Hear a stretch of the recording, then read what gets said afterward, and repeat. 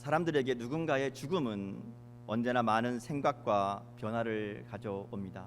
더구나 가까운 사람의 죽음이거나 혹은 나에게 영향력이 있는 사람의 죽음은 그 인생을 송두리째 바꾸기도 하지요.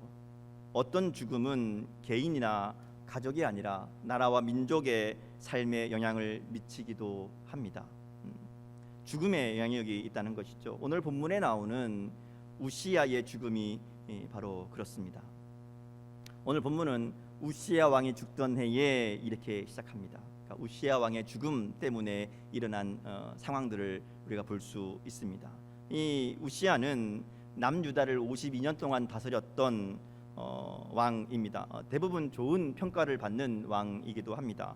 정치적으로 나라를 안정시켰고 군사적으로도 영토를 확장하며 힘을 키웠던 왕이고요. 경제적으로도 백성들이 잘 살 수 있도록 항구를 건설하고 농업 기술을 또 발전시키고 함으로써 백성들이 잘 살 수 있는 여러 가지 일들을 한 것으로 성경은 기록합니다. 하나님 앞에서도 바른 믿음의 모습들을 보이면서 인정받았던 사람이었습니다. 스가랴 선지자가 그 당시에 활동했던 선지자인데, 스가랴 선지자가 있는 동안에 이 우시야 왕은 하나님 말씀을 듣고 하나님의 말씀을 따라 성공적으로 통치합니다. 물론 이제 말년에 가서 스가랴 선지자가 없는 상황에서는 그가 교만하여져서 성전에 분향하는 제사장의 일을 대신하려다가, 말하자면 제사장 일까지 자기가 하려다가 하나님의 심판을 받게 되고 나병에 걸리게 되죠. 그래서 나병에 걸려서 더 이상 왕으로 통치할 수 없으니까 아들에게 왕위를 물려주고 자기는 별궁에 물러나 있게 됩니다. 그렇지만 그런 상황에서도 우시야는 여전히 이스라엘 백성들에게 존경받는 훌륭한 왕으로, 그들의 든든한 버팀목으로 자리하고 있던 그런 사람이었습니다. 근데 우시야가 죽은 겁니다. 그래서 단순히 한 사람의 죽음이 아닙니다. 우시야가 죽었다라는 것은 말하자면 이스라엘 백성들이 그동안 의지하고 믿던 그 존재가 사라졌다는 것을 의미합니다. 실제로 우시야가 죽은 다음에 이제 그다음 아들이 요담이었는데 요담은 길게 다스리지 못했고요. 그다음 왕이 아하스였는데 아하스가 굉장히 악한 왕입니다. 그러니까 아하스 때에 나라가 정말 온갖 위기를 다 겪게 되고, 역사적 사실을 보면 그때부터 이 이스라엘이 돌이킬 수 없는 멸망의 길로 가게 되는 것들을 우리가 역사를 통해 발견하게 됩니다. 우시야 왕이 죽은 것은 그야말로 나라의 위기가 된 것이죠. 우시야의 죽음은 나라 또 이스라엘 백성들만의 문제가 아니라 이사야에게도 엄청난 충격과 위기였을 겁니다. 왜냐하면 우리 역사적 자료를 찾아보면 우시야 왕과 이사야가 매우 가까운 사이였던 것을 짐작해 볼 수 있습니다. 어떤 자료에는 사촌지간으로 이야기하기도 하고요. 굳이 사촌이 아니더라 할지라도 굉장히 가까운 친척이거나 함께 살았던 왕족으로 우리가 볼 수 있습니다. 그러니까 말하자면 함께 자라고 서로 의지하며 함께 나라를 다스려갔던 그런 우시야의 죽음은 이사야에게도 낙심이 되고 절망이 되는 그런 상황이었을 것이라는 거죠. 아무리 나이가 들고 또 죽음을 생각하고 있었다 하더라도 누군가가 죽는다는 것은 그 죽음 자체가 말로 설명할 수 없는 아픔과 슬픔이기 때문에 그렇죠. 자, 이렇게 우시야의 죽음을 길게 설명하는 이유가 있습니다. 우시야가 죽음을 통해서 이사야와 또 이스라엘 백성들은 믿고 의지하던 존재가 사라짐으로 절망과 상실 가운데 빠지게 되었다 하는 것이죠. 그리고 그런 상황 가운데 이제 하나님께서 이사야를 부르시는 장면이 나오는 겁니다. 오늘 성경의 본문에는 정확하게 나와 있지 않지만 아마도 이사야는 이 낙심되는 상황 가운데 하나님의 성전을 찾았던 것 같습니다. 그리고 그곳에서 놀라운 광경을 목격하게 됩니다. 하나님께서 이사야에게 하나님의 영광을 보여주시죠. 이사야가 본 것은 높이 들린 보좌에 앉으신 주님입니다. 주님을 직접 본 건 아니고 하나님이 앉으신 보좌를 보게 되지요. 그리고 옷자락이 성전에 가득한 것을 보게 됩니다. 그리고 스랍들이 하나님 앞에서 거룩하다 거룩하다 거룩하다 서로 찬양하는 것을 보고 듣게 되지요. 이 찬양 소리에 문지방의 터가 요동하고 성전의 연기가 충만한 것을 봤다, 이렇게 성경은 기록합니다.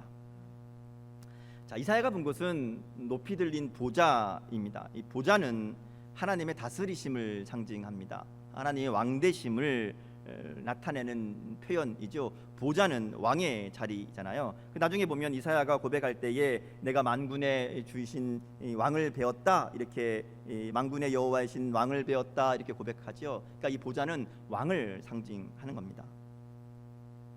이것은 보좌에 앉으신 하나님이 곧 이스라엘의 진정한 통치자가 되심을 보여주시는 환상이라고 할 수 있습니다.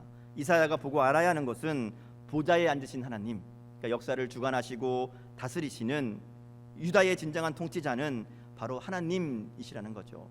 우시아가 죽었다고 해서 낙심할 것도 아니고 우시아 왕이 없었다고 해서 이스라엘의 위기가 아니라는 겁니다. 오히려 언제나 이스라엘 다스리고 있던 분은 하나님이시라는 것을 말씀하시는 거고요. 이스라엘 백성들이 위기 가운데 무엇을 바라봐야 되는지를 분명하게 보여주시는 말씀이 바로 오늘 말씀이라는 것이죠. 보좌를 보여주십니다. 옷자락도 마찬가지예요. 이사야가 본 것은 하나님의 옷자락이 성전에 가득했다 하는 것을 봅니다. 이 옷자락은 보호를 상징합니다. 옷자락이, 옷이 말하자면 사람의 몸을 보호하듯이 옷자락은 보호를 상징하는데요. 보호와 통치가 성전에 가득했다 하는 것은 충만하다 하는 의미죠. 그러니까 우시아가 죽었다고 해서 이스라엘의 보호막이 사라진 게 아니라는 겁니다. 하나님의 보호는 여전히 그들 가운데 충만하다 하는 것을 하나님께서 옷자락이 성전에 가득한 것을 통해서 보여주시는 겁니다. 물론 현실은 주변의 나라들이 이제 유다를 호시탐탐 노리고 있지만 하나님의 보호하심은 여전하다, 언제나 동일하시다는 것들을 이 환상을 통해서 이사야에게 말씀하는 것이죠. 세상의 권세와 영광과 나라는 사라지지만 하나님의 영광과 통치는 영원함을 보여주시는 것이 바로 이 보좌와 옷자락이라고 할 수 있습니다. 하나님은 우시아의 죽음 앞에 이사야를 부르시고 그들의 참된 왕이 되시고 보호자가 되시는 분이 하나님이심을 분명하게 보여주시며 지금 이사야를 위로하시고 이사야에게 힘을 주시는 겁니다. 하나님은 언제나 우리와 함께 계시죠. 내가 어떤 상황에 있어도 하나님은 언제나 우리와 함께 하시는 줄 믿습니다. 때때로 우리에게 있는 우시아 때문에 하나님을 보지 못할 때가 많습니다. 내가 의지하는 것들, 내게 힘이 되는 것들을 내가 그거를 바라보느라 진짜 우리의 왕이시고 진짜 우리를 보호하시는 하나님을 보지 못할 때가 많이 있다는 거죠. 그러나 우리가 의지하던 것들이 사라지게 되면 그제서야 우리들의 눈에 보이는 하나님의 손길이 있다는 것이죠. 오늘 이사야에게 주시는 환상은 우리에게 이것을 말씀합니다. 우리의 삶에 어떤 문제와 어려움이 있어도 하나님은 언제나 그러하셨듯이 우리와 함께 하시며 우리를 보호하시며 인도하시는 분이시라는 거죠. 그러기에 어떤 상황에서도 우리의 왕이 되시며 보호자가 되시는 하나님을 바라볼 수 있는 믿음의 눈이 우리 가운데 열려야 될 줄 믿습니다. 이사야 7장 넘어가면 그래서 하나님 주신 약속이 임마누엘의 약속이잖아요. 내가 너희와 함께 하겠다. 우리와 함께 하신 하나님. 마태복음 28장 20절에도 보면 우리 주님이 하늘로 올라가시면서 우리에게 분명히 약속하신 말씀이 있습니다. 내가 세상 끝날까지 너희와 항상 함께 있을 것이다. 우리 주님께서 이 약속대로 지금도 우리와 함께 계시며 우리의 삶 가운데 역사하시는 줄 믿습니다. 우시아의 죽음과 같은 우리의 삶을 뒤흔드는 상황이나 위기나 문제 앞에서도 언제나 우리와 함께 하시는 하나님을 기억할 수 있기를 바랍니다. 코로나로 인해 온갖 세상의 문제와 염려들이 우리의 삶에 밀려오지만 여전히 우리의 삶을 다스리시고 우리를 보호하시는 왕 되시는 하나님을 믿음으로 바라볼 때 우리 가운데 하나님 주시는 위로와 은혜가 임하게 될 줄 믿습니다. 자, 이렇게 하나님을 만나게 됩니다. 하나님께서 이사야를 만나 주시죠. 그리고 이사야에게 이제 하나님 어떤 분인가를 보여주죠. 오늘 본문에 보면 스랍들이 하나님을 찬양하는데 거룩하다 거룩하다 거룩하다 3번 반복해서 하나님의 거룩하심을 찬양합니다. 이 히브리어에서 이 강조하는 방법은 반복하는 겁니다. 우리는 뭐 앞에 이 형용사를 붙여서 강조하죠. 진짜라고 이렇게 하거나 뭐 이렇게 붙이는데 히브리어는 강조할 때에 반복합니다. 3번 반복한다는 것은 매우 강조한다는 최상의 강조의 의미죠. 그러니까 이사야가 만난 하나님은 거룩하신 분인데 말로 표현할 수 없을 만큼 거룩하신 분이다. 이것을 이제 3번 반복해서 표현한 겁니다. 그래서 하나님을 만나자마자 이사야의 반응이 자기의 부정함을 깨닫는 것이었죠. 하나님은 거룩하신 분이기 때문에 그 앞에 서게 되니까 이사야가 바로 깨닫는 것이 자기의 부정이고 자기의 죄성이었다는 것이죠. 그래서 하나님 앞에 바로 화로다 이렇게 얘기합니다. 화로다 하는 말은 우리 표현으로 하면 아이고 하는 겁니다. 아이고. 이게 주로 이제 우리 옛날에, 요즘 안 그러지만 옛날에 이제 장례식 할 때 상여가 나갈 때 뭐라고 외치죠? 뒤에서 아이고 아이고 가잖아요. 곡소리. 그게 화로다라는 말의 의미입니다. 그러니까 하나님 앞에 내가 죽을 수밖에 없게 되었다, 내가 마땅히 죽게 되었구나, 이런 표현이죠. 하나님의 거룩하심 앞에 가장 먼저 깨닫게 되는 것은 바로 이러한 죄성입니다. 내가 죄인이구나, 내가 하나님 정말 부족한 모습이구나. 근데 여기에 아주 재미있는 표현이 있습니다. 이사야가 자기의 죄성에 대해서 부정에 대해서 이야기하면서 입술을 이야기하죠. 나는 입술이 부정한 사람이요, 나는 입술이 부정한 백성 중에 거주하면서 만군의 여호와의 신왕을 배웠음이로다, 이렇게 얘기합니다. 입술이라는 말을 두 번 반복해서 얘기하죠. 반복은 뭐라 그랬어요? 강조라고 했잖아요. 입술을 강조합니다. 왜 입술을 강조할까? 입술이 부정하다는 것은 곧 그 마음의 중심이 부정하다는 것을 의미하기 때문에 그렇습니다. 입술은 단순히 말이 아니라 그 말을 통해 우리의 모든 죄성이 나오게 된다는 것을 이야기한다는 거죠. 우리의 마음의 악한 생각들이 표현되는 것이 입술입니다. 예수님도 마태복음 12장 34절에 보면 마음에 가득한 것을 입으로 말한다, 이렇게 말씀하거든요. 곧 입술을 통해 우리 안에 있는 악한 것들이 배출된다 하는 겁니다. 그러기에 하나님 앞에 자기의 내면의 부정을 깨닫고 입술을 통해 지었던 이 죄를 기억했을 겁니다. 그래서 아마 이렇게 고백하지 않을까 생각하는 것이죠. 자, 그런데 이렇게 자기의 죄성을 발견하고 자기가 죄인됨을 고백하는 이사야에게 뜻밖의 일이 벌어집니다.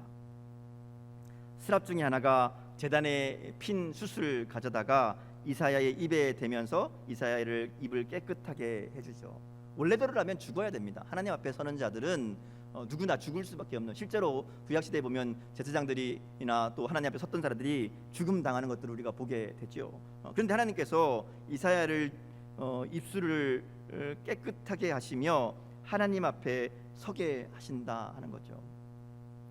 제단에 있는 핀 숯은 재물을 태워서 그 죄를 없애는 용도로 사용되던 겁니다. 제단에 있는 숯이라는 것은 말하자면 재물을 태울 때 쓰는 불인 거죠. 그러니까 재물을 태우면서 그 죄를 없앨 때 사용하는 숯입니다. 그러니까 이것은 오늘 우리들에게는 예수님의 십자가의 은혜가 되겠죠. 우리의 죄를 사하시는 주님의 십자가의 보혈입니다. 우리도 주님 앞에 죽을 수밖에 없는, 하나님 앞에 설 수 없는 죄인들이었지만 예수님의 십자가의 은혜로 말미암아 하나님 앞에 나아갈 수 있게 된 것이죠. 이것은 매우 중요한 메시지를 담고 있습니다. 잘 보세요. 이사야는 하나님 앞에서 자신의 죄를 깨닫고 고백했을 뿐입니다. 그런데 하나님께서 스랍들을 통해서 그 죄를 없애셨다는 것이죠.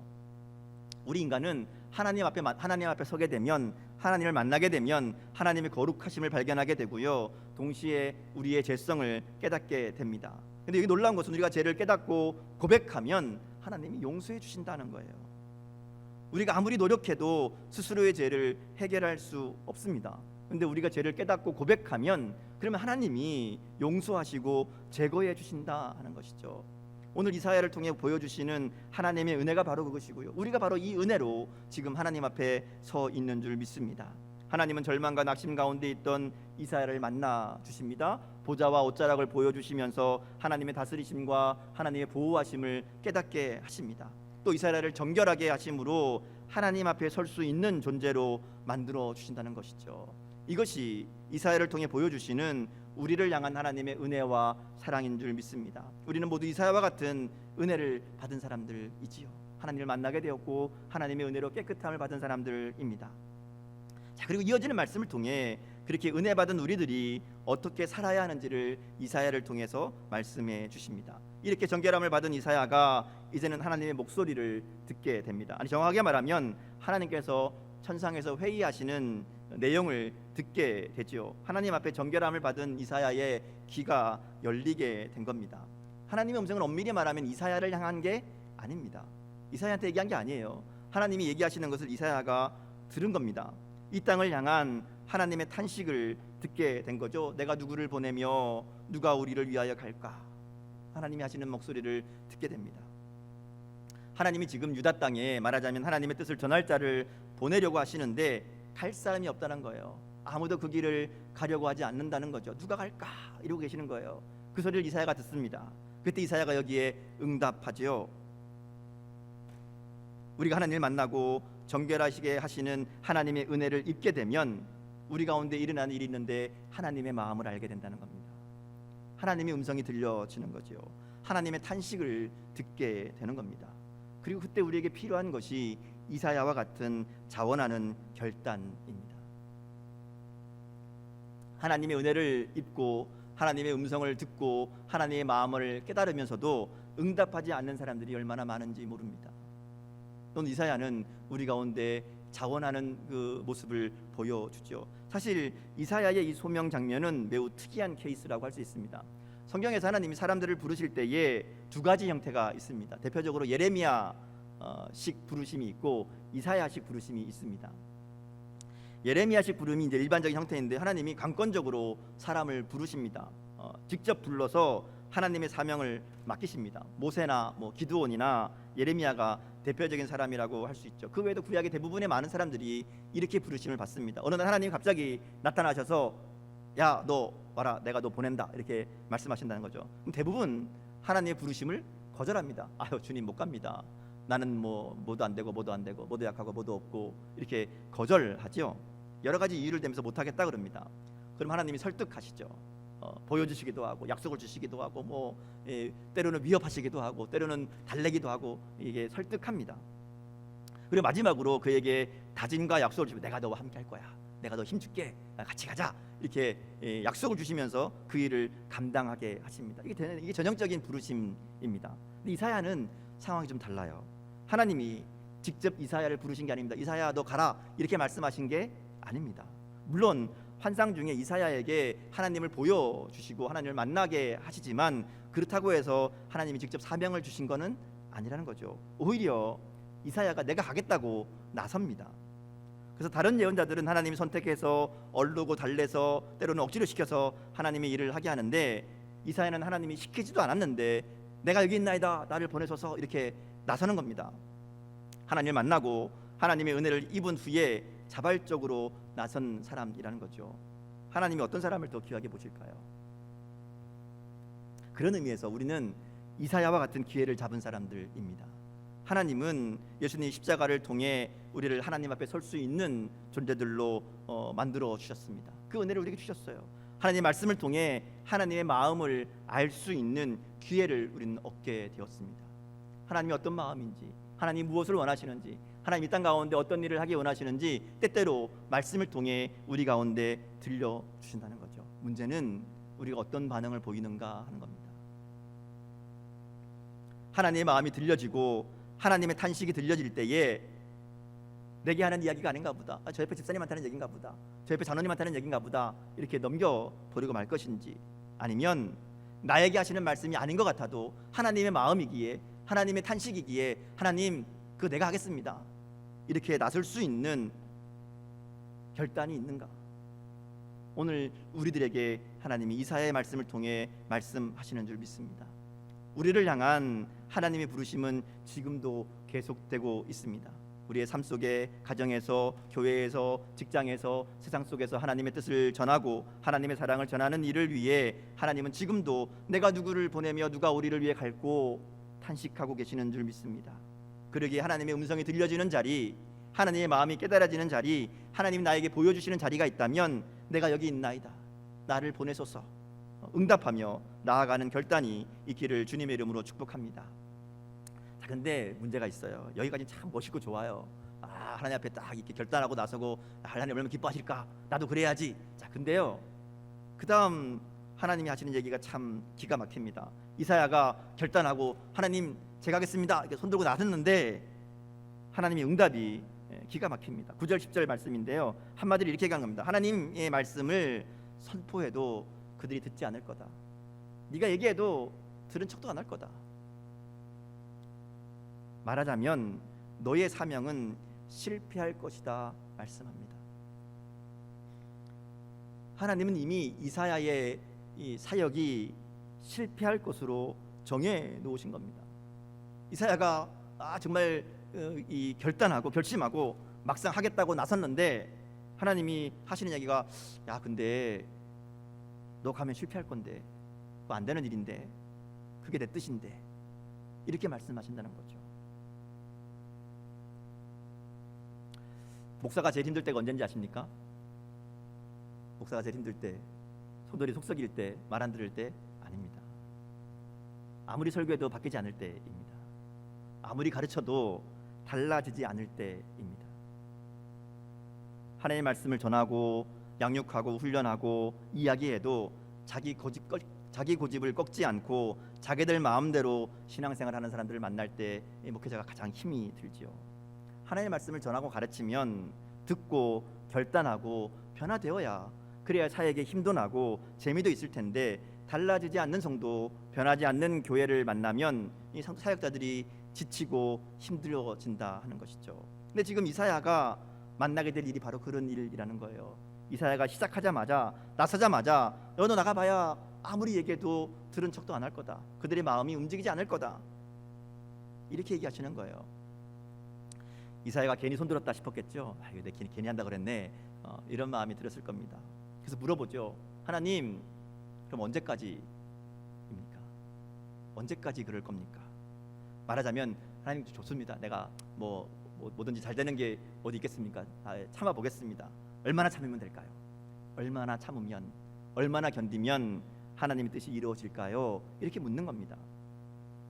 그럼 까짓것 안 되겠지만 제가 열심히 한번 해보겠습니다. 그런 의미죠. 조금만 참고 견디면 하나님께서 좋은 결과를 주시겠죠. 이런 마음으로 묻는 거죠. 주님 언제까지입니까? 이렇게 묻습니다. 근데 하나님의 대답이 더 기가 막히죠. 다 없어질 때까지, 나무가 다 베어지고 그루터기만 남을 때까지라고 말씀합니다. 말하자면 유다가 바벨론에 의해 멸망당하고 포로로 끌려가서 땅이 완전히 황폐해질 때까지라고 대답하는 겁니다. 다 없어질 때까지, 그때까지 그들이 내 말을 듣지 않을 거다. 물론 이제 13절에 가면 그루터기가 남은 것 같이 거룩한 씨를 남겨두심을 말씀하시지만 결과적으로 얘기하면 이사야의 사역은 끝까지 실패할 것이다 하는 말씀인 거죠. 이사야 입장에서는 열매도 보람도 없는 하나님의 심판을 피하라고 하나님이 심판하신다고 선포해도 그들이 안 들을 것이고 결국은 심판당하게 될 것이다, 이 얘기거든요. 그런 의미에서 이사야의 사역은 그야말로 놀라운 일이라고 할 수 있습니다. 이사야는 부름 받을 때부터 결과를 알고 있었습니다. 안 되는 거 알고 있었습니다. 그런데 그 사명에 최선을 다합니다. 이사야의 선포를 듣지 않는 백성들을 향해, 알아듣지 못하는 사람들을 향해 그들이 싫어하는 하나님의 말씀을 선포한 거죠. 그리고 마침내 그들 가운데 하나님의 심판이 임하고 하나님의 징계가 끝난 후에 그제서야 하나님은 이사야에게 새로운 메시지를 주십니다. 그들을 향한 심판이 끝났다고, 이제 그들에게 하나님의 회복의 계획이 있을 것이라고, 뿐만 아니라 온 인류를 향한 메시아를 보내주시는 하나님의 계획을 말씀하십니다. 그게 40장 가서 나오는 거예요. 그러니까 1장부터 39장까지는 계속 실패하는 얘기를, 안 듣는 얘기를 반복하고 있었다는 거죠. 그들을 위해 준비한 이 거룩한 씨, 곧 예수님의 오심과 구원의 사역을 선포하는 예언자로 이 시간이 다 끝난 다음에 쓰임받게 되는 것을 보게 됩니다. 어떤 의미에서 오늘 우리의 삶과 사역은 이사야와 닮아 있습니다. 이 세대는 아무리 하나님의 말씀을 선포해도 듣지 않습니다. 귀를 기울이지 않습니다. 오히려 교회를 적대시하고 멸시하고 조롱합니다. 어떤 의미에서 우리의 선포는 이미 실패할 메시지인 줄도 모릅니다. 그런데 하나님이 우리에게 그 일을 맡기신 겁니다.